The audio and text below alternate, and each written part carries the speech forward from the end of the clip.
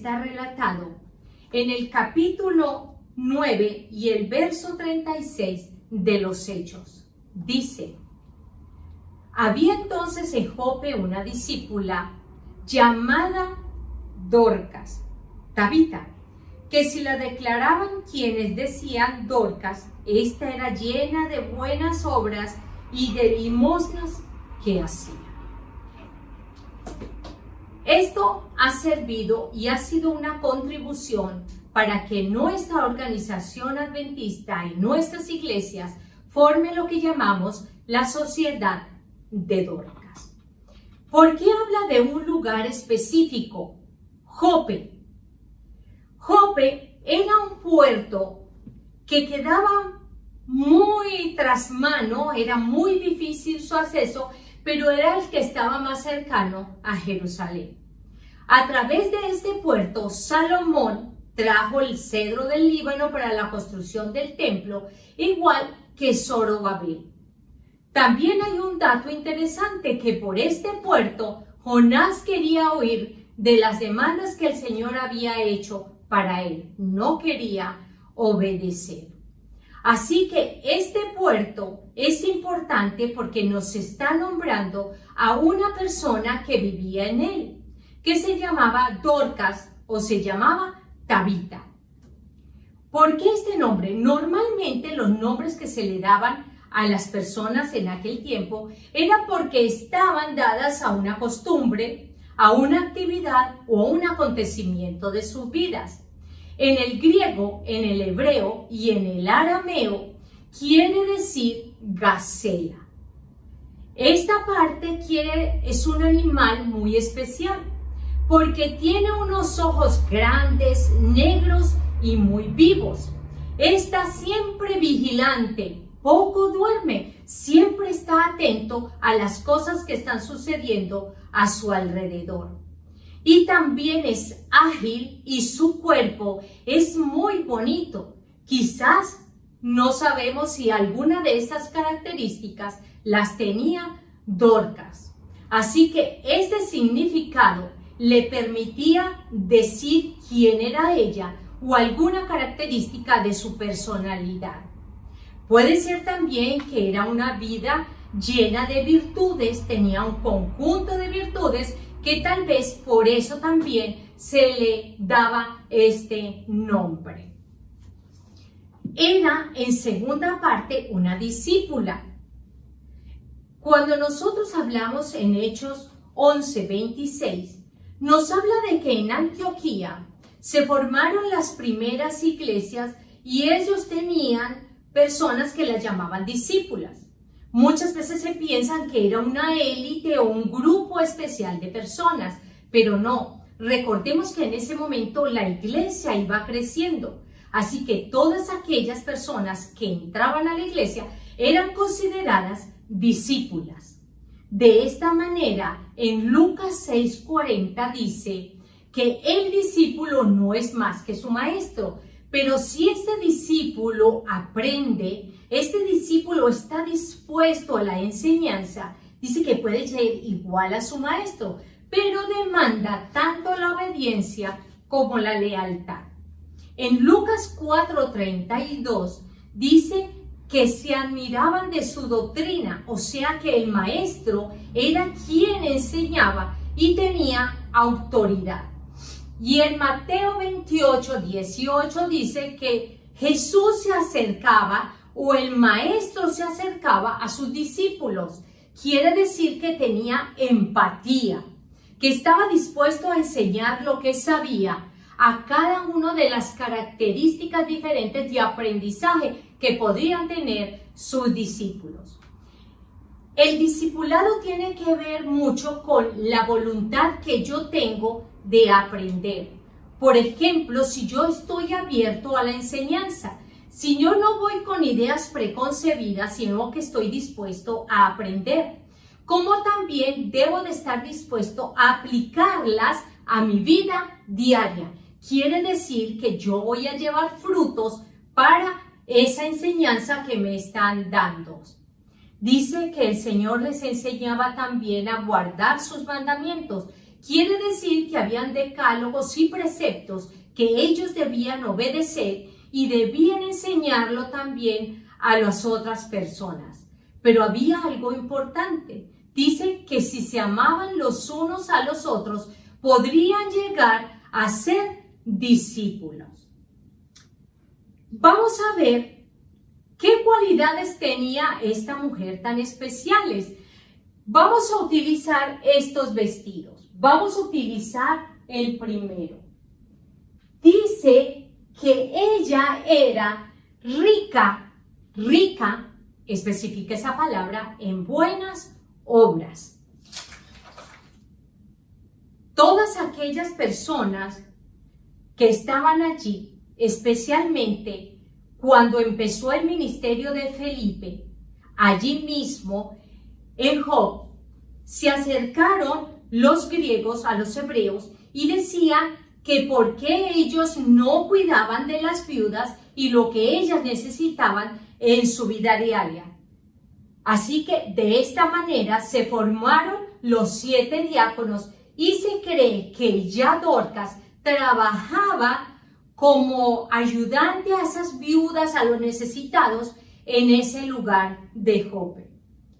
No hablaron acerca de si era casada, si era viuda, si tenía familia, si era pobre, cuál era su trabajo. No hablan absolutamente nada de ella. Sencillamente dice en el versículo de Juan 15:18 que Dios nos ha elegido a cada uno para llevar su obra. Nosotros pensamos que nosotros elegimos seguir a Jesús, pero ya Jesús nos había elegido a nosotros para ese trabajo especial en esas buenas obras. Así que el Señor nos eligió con un propósito definido. ¿Qué dice entonces en Juan 15? Dice que si nosotros somos ramas que no llevamos fruto, entonces seremos cortadas y quemadas. ¿Por qué? Porque no servimos absolutamente para nada. Vamos a leer específicamente lo que está allí. Dice, ella sabía quiénes necesitaban ropas abrigadas y quiénes simpatía, y servía generosamente a los pobres y afligidos. Sus hábiles dedos estaban más atareados que su lengua. No entremos en este momento en esta parte, pero ella sabía quiénes necesitaban. Su vida era un conjunto de virtudes, era el resultado visible y la aplicación de su vida diaria. Era una discípula que había internalizado cada uno de los preceptos y lo formó para que estas personas fueran servidas y ayudadas. Dice, hablaba una palabra de ánimo. Nunca seáis fríos, sin corazón y simpatía, ni dados a la censura. Nunca perdáis una oportunidad de decir una palabra que anime y se empatice con la esperanza.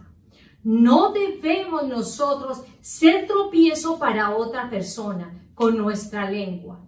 Hay algo que dice allí, ella era llena de virtudes, lo practicaba en su vida diaria. Y en Efesios 2:10 dice, porque somos hechura suya, creados en Cristo Jesús, para buenas obras, la cual Dios nos ha preparado.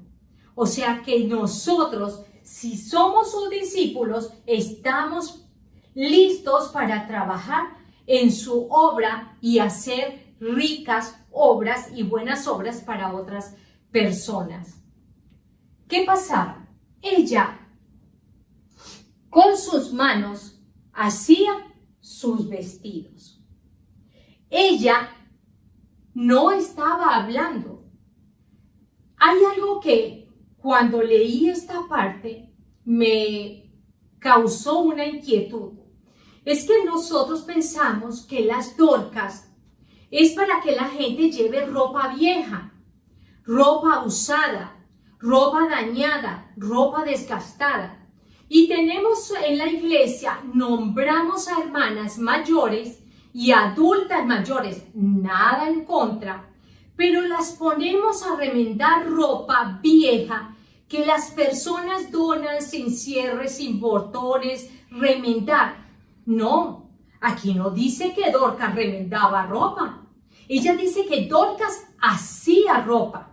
No era la ropa que le sobraba porque ya había engordado o había adelgazado, que ya estaba que se le rompían los botones. No, no es malo recoger ropa, pero tenemos que hacerle conciencia a las personas de que lo que demos esté bueno, de que lo que demos sea nuestra actitud cristiana de un resultado visible de lo que nosotros estemos haciendo, de lo que llevemos por dentro. Creo que cuando nosotros leamos este libro Ministerio de la Bondad, que es el manual que tenemos para durante este año de Ministerio de la Mujer, nos vamos a dar cuenta cuál es el trabajo verdaderamente del Ministerio de la Bondad y del Ministerio de Dorcas. Yo considero que mientras tenemos hermanas remendando, arreglando ropas, creo que ese no fue el ministerio que el Señor les dejó ni nos dejó a ninguno. Ella decía que ella iba a donde estaban las viudas, los necesitados, los pobres, los menesterosos, los que sufrían, los que lloraban, madres que no sabían cómo educar a sus hijos, los que necesitaban consejo. Dice que ella iba hacia ellos, les enseñaba, les instruía, les daba palabras de consuelo, les daba palabra de ánimo y también ella daba limosnas. La limosna no tiene absolutamente nada que ver con las ofrendas que nosotros damos, ni tampoco debemos sacar de nuestras ofrendas. Dice que la limosna que ella daba era de caridad, o sea, era algo que ella tenía. Ella se daba con las cosas que ella podía hacer y podía practicar. Así que ella daba en su vida diaria de lo que ella tenía, de lo que ella podía hacer, no de lo que le sobraba, ni posiblemente de lo que le quedaba. Dice que todo lo que ella hacía era nuevo, tanto hacía los vestidos como las túnicas, y esto ella lo regalaba. Evaluemos nosotros las Dorcas de nuestra iglesia. ¿Qué están haciendo? Es el resultado visible de un ministerio de bondad. Es el ministerio visible aplicado a nuestra vida diaria, a una vida llena de virtudes. Eso es lo que nosotros tenemos que precisar en este momento. Ahora llega a su último vestido y es la prudencia. Leamos qué significa ser prudentes.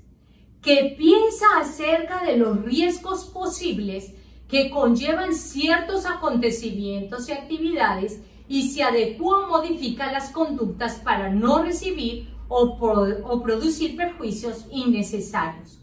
Quiere decir que yo me anticipo a lo que vaya a ocurrir.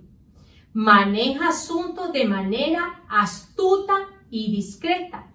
Actúa o habla, acuérdese que ya antes habíamos hablado de la lengua.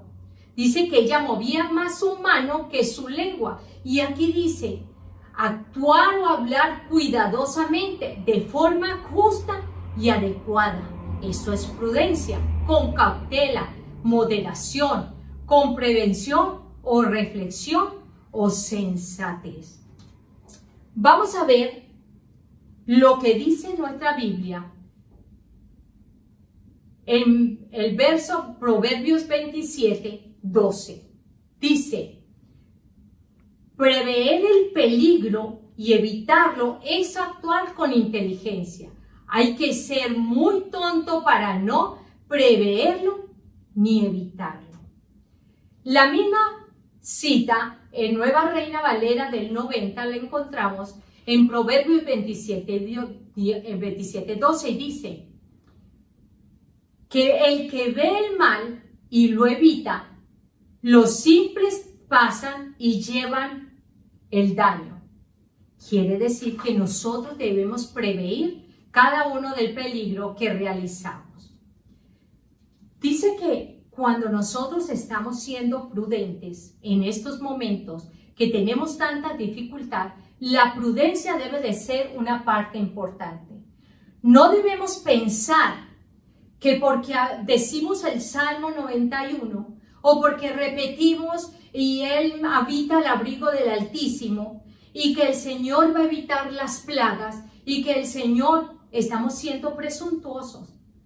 ¿Por qué? Porque nosotros debemos prever las cosas que pueden pasar hacia las cosas que nosotros no necesitamos. Dice, la consideración adecuada y los planes bien necesarios eran los que se hacían. ¿Ustedes recuerdan a Nehemías cuando estaba reconstruyendo a Jerusalén? Él hizo toda la construcción, hizo todos los planes, pero no se quedó con los brazos cruzados. Nehemías con cautela, con delicadeza, con decisión y mucha audacia empezó a llevar las cosas poco a poco.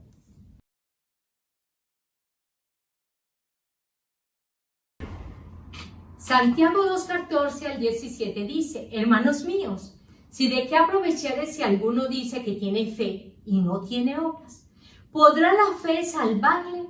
Y si un hermano o una hermana está desnudo y tiene necesidad de mantenimiento de cada día, y alguno de vosotros le dice, id en paz, calentaos y saciaos, pero no les dais las cosas necesarias para su cuerpo, ¿de qué será aprovechado? Y así también la fe, si no tiene obras, es muerta en sí mismas. Así que nosotros debemos ser dadivosos con otras personas, estar atentos a todas aquellas personas que necesitan de nuestro cambio de vida, de nuestra forma de vivir y de nuestro discipulado y lo que hemos aprendido. En estos momentos debemos ser prudentes, como ya habíamos hablado. ¿Por qué decimos esto? Nosotros pensamos, y muchos a pesar de tantos años, no hemos sufrido una pandemia como la que hemos tenido ahora, ni una cuarentena tan larga y con tantas restricciones. ¿Qué sucede? Que en los tiempos de la hermana White, en el año de 1889 a 1890, se decretó una cuarentena por una gripe que se llamaba la gripe rusa, que era la H2N2, que se llamaba entonces denominada esa gripe.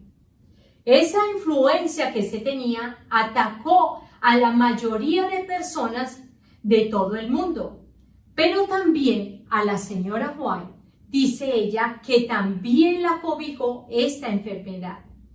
Dice que ella estaba en su casa y que pasó 4 semanas sin poder salir, o sea que ella también estaba en una cuarentena. Y también dice que ella solamente duró un día de cama. Dice que ella se sobrepuso y pidió la ayuda de Dios en primer lugar para que le permitiera hacer ese trabajo y realizar la misión que Él le había encomendado. De esta manera ella se levanta de su cama y empieza a escribir varios libros, entre ellos 3 libros, El Camino a Cristo y otros 2 más, incluyendo diferentes artículos. Dice que de esta manera ella oraba por las personas necesitadas que estaban siendo afligidas en ese momento. Dice, no podíamos hacer más, no podíamos salir a ayudar, pero con nuestras oraciones y nuestras finanzas pudimos hacer que todas estas personas pudieran ayudarse y tener una forma de asegurarse que podrían estar bien. Muchas veces ella lo que hacía era poder trabajar para mantener su mente ocupada y oraba y pedía al Señor que pudiese quitar esa enfermedad para que nuevamente pudieran formarse en su iglesia. Algo muy importante, ella no permitió que el desánimo se apoderara de su corazón. En este momento, cuando estamos siendo bombardeados, ¿Qué está pasando de nuestro corazón? Muchas veces sentimos demasiada presión. En el tiempo de la hermana White no existían los computadores, no había televisión, no teníamos programas que se mandaran por internet como el que estamos haciendo el día de hoy. No exigíamos que teníamos que hacer programa para niños, para jóvenes ni para mujeres. Pero ellos encontraban en su vida diaria, en su oración, en su estudio, la forma visible de poder aplicar todo esto a su vida y formar un conjunto de virtudes. ¿Qué estamos haciendo nosotros para poder ayudar a otras personas? ¿Saben algo? Lo más fuerte de esto que estamos viviendo no es lo que estamos viviendo en este momento. Es lo que vendrá después. ¿Por qué? Porque ¿cuántas personas se han quedado sin trabajo? ¿Cuántas personas han quedado en su casa que están enfermas, que están dolientes? Madres que han perdido sus esposos y tienen sus hijos. ¿Qué estoy haciendo yo como Dorcas para suplir la necesidad de aquellas personas? En este momento podemos mandar mercados a diferentes lugares, a diferentes iglesias. Pero ¿qué estoy haciendo yo como Dorcas, que fui escogida por el Señor para que pudiera aplicar ese discipulado a mi vida diaria? ¿Qué voy a hacer yo para cuando se termine la cuarentena? ¿Voy a quedarme en la misma manera? Pues vamos a aprovechar la lectura de este libro. Y este libro nos va a dar la dirección completa de lo que cada uno de nosotros podemos hacer. Dice que cuando Dorcas muere, dice que todas las mujeres, las viudas, que ella les había hecho sus vestidos y sus túnicas, dice que ellas se lo pusieron el día cuando ella murió.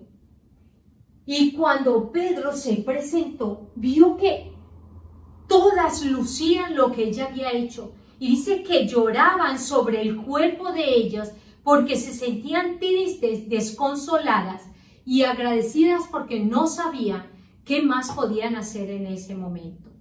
De esta manera, ellos contribuyeron a que por toda parte se difundiera la muerte de ella y luego viniera su resurrección para que ella pudiera seguir con su ministerio.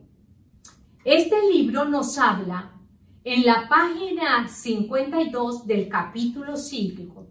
Dice que cuáles son las condiciones para heredar la vida eterna. Hay un traje que no lo construyó Dorcas. Hay un traje que no lo va a construir ninguna de ustedes. No lo voy a construir yo. Este es un traje que me lo van a dar como un resultado visible de cómo yo he aplicado esto a mi vida diaria. Este traje no lo voy a lucir yo. Este traje me lo está haciendo el Señor, porque yo he sido una discípula, porque yo he ayudado al menesteroso, al necesitado, al que ayuda, porque yo he conjugado las lágrimas de una persona que necesita un consuelo, de una persona que en un momento determinado no sabía qué iba a hacer.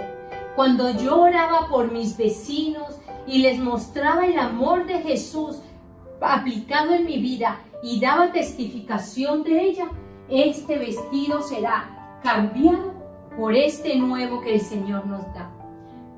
Cuando anotemos esta cita que dice, las condiciones para heredar la vida eterna son claramente establecidas por nuestro Salvador de la manera más simple.